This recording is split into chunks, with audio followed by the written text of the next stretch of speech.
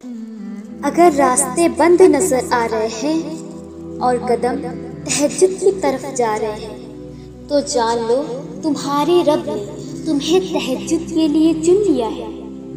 वो महज इसलिए तुम्हारी निगाहों से रास्तों को ओझल कर देता है ताकि तुम उसे मनाने तहज्जुद तक जाओ। वो चाहता है मेरा बंदा रात की खामोशी में मुझसे हम कलाम हो और मैं सुकून से रात की खामोशी में अपने बंदों को सुन सकूं। फौरन तुम्हारी सुन लेता तो क्या तुम मज़ा चख पाते, उसकी मोहब्बत की लज्जत, कबूलियत की अहमियत जान पाते।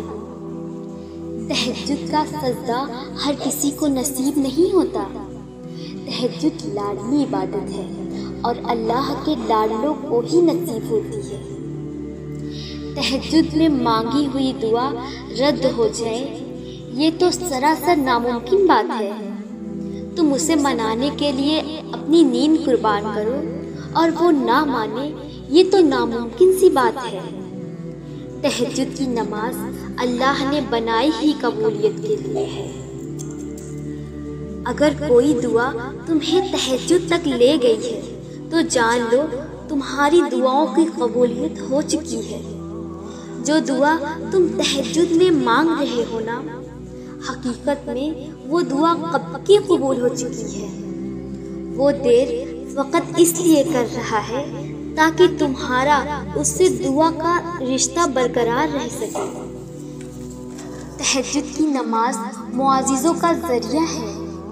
जब तुम्हें सारे रास्ते बंद नजर आते हैं ना, तब वो एक रास्ता खोले रखता है, वो है तहज्जुद का रास्ता। तहज्जुद तुम्हें अल्लाह के करीब करने का जरिया है। तहज्जुद तो अल्लाह को हाले दिल सुनाने का बेहतरीन जरिया है कि जिसको लग जाए एक बार तहज्जुद की लगन, फिर उसे अपने रब से मुलाकात की लगन लग जाती है। सजदे तो बाद में आते हैं, तहज्जुद की सिर्फ नियत कर लेना ही अल्लाह को राजी कर देता है।